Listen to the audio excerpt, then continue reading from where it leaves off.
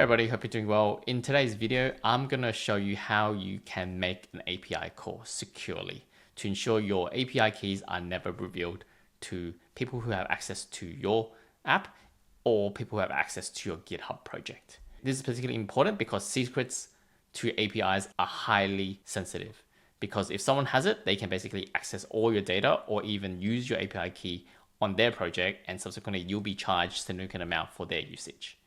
Before I get started, remember to comment, like, subscribe for more videos on agentic coding. APIs are particularly important because it allows your app to communicate to other systems.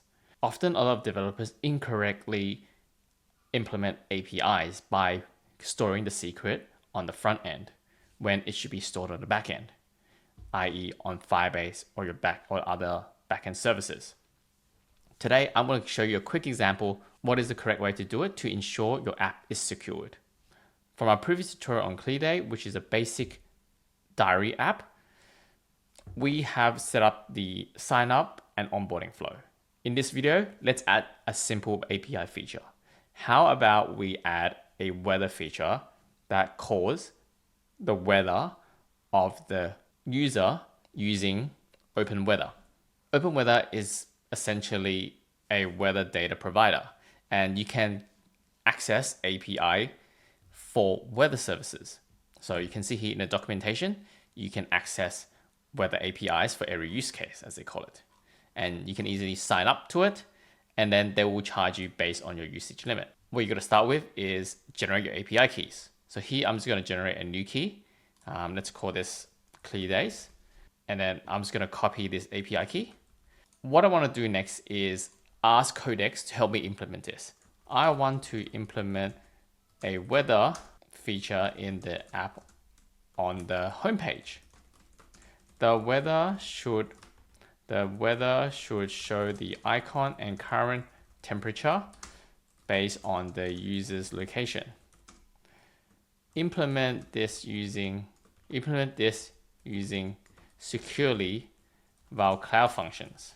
So I just mentioned a feature of Firebase called Cloud Functions. So what Cloud Functions are is basically backend functions that's stored on Firebase that allows you to call it. It means that the user is not calling the API call directly from your front-end Flutter app or React app. It calls the Cloud Function, which subsequently makes the API call. This ensures security. Give me the prompt to set the secrets. So what we also need to do here is called secrets. Secret Manager is a feature of Firebase which allows you to store API keys, password, and sensitive data. This makes sure it's even more secure than storing the API key in your Cloud Function. It's another layer of security. So even if someone somehow has access to your code on your Cloud Function, or if you sync it to GitHub and it's read by the AI there, or someone has access to your GitHub project, your secret is safe because they don't have access to your Firebase project. So what you need to do here is go to your project and enable Secret Manager API. So once you've enabled that, our Cloud Function is able to use the API call to grab the secret. Once that's enabled, we're able to create a secret. So I'm just going to create a secret called OpenWeather. And then the secret value is what's been pasted. And then I'm just going to let these settings to be default and press create secret. And going back to VS Code, I'm going to say I have created a secret in Firebase Secret Manager, and the name is called OpenWeather. Let me know if you require further information. So I've sent the prompt across, and it's basically implement weather feature for me in the app on the homepage. The weather shows the icon and current temperature based on user location. Implement this securely via Cloud Function, and I've already created a secret for it in the Secret Manager on our project. So now the code has finished running. What it basically did was it created a Cloud Function. So if you go to index.js under the folder functions, what you can see here is that it made the API call to this endpoint, api.openweather.map.org/data/2.5/weather.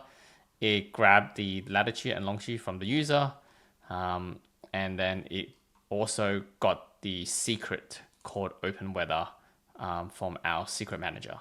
So if we go back to the simulator and then go back to the terminal and hit R to perform a hot reload. We can do a hot refresh, which is Shift R.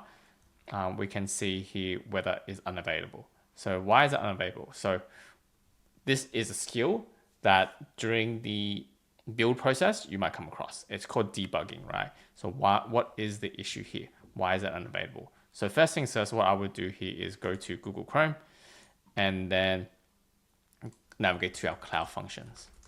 So let's see if our Cloud Function is there on our Firebase project. So you go to Cloud Function, Cloud Run. So it looks like the Cloud Function is not there. Nothing's been deployed. It does say, hey, I haven't really deployed it. Deploy this Cloud Function. So that's something I missed. And then of course, hit copy and paste this command and press enter. And here, the terminal is basically deploying the Cloud Function to our project. So if this is your first time deploying Cloud Function and you just created a Firebase project, there may be a permission issue on the build service account. So that's basically the account that is deploying it. It might not have the ability to create a Cloud Function. So what you can do here is just copy the error and then paste it into Codex and say, hey, I'm having issues with this. Tell me what is, because this is most likely an IAM side issue, as it says. So it says the code is deployable, but it's missing the account permission to deploy this code. So we can see here, we need to set the correct configuration to allow basically the service account here to have the right role so we can build the Cloud Function. So here, I'm just gonna copy and paste this command. Similarly, you can actually do it via IAM on Google Cloud. So you go to IAM, via the menu item on clear days on your project. And then here you can configure the required permissions. So I believe it was called, the service account is this, that is required. And then we can find it here. If it's not, you can actually add it as well, grant access to the correct role. The role is basically Cloud Builder. But of course you can just copy and paste this command and hope that it works. And sometimes you might even have gcloud installed. You can also tell, hey, I don't have gcloud command. You can also tell that, and AI, basically Codex, will grant it for you. But you can fix it in, basically, it doesn't tell you to download the Google Cloud CLI. It basically just tell you to go to here, add the principal here. If we follow the guide, add the principal, and then go to Cloud Build Service account, and then this is the raw ID, and hit save. And then after that has saved, we can try again to redeploy the Cloud Function. So I won't install gcloud here, but let's say given that I've already configured this manually on Google Cloud, let's stick with this process for now. So let's go to the deploy function again. You go to the terminal and press up, and up twice. You should be able to get to the Cloud Function here. So now we can see here the deployment has been completed and there's all the good ticks. If we go back to Google Chrome and go to Clear Day, go back to your project and then go to Cloud Run Functions,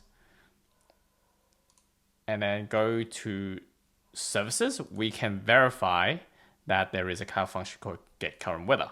So let's go back to the simulator and hit the refresh button. So it still doesn't seem to be working in terms of getting the weather. So what we can do here is click into it to debug it. So if we go to logs in your Cloud Function, it will basically load the current log of what's triggering it, if it is triggering it at all. Alternatively, you can always ask AI.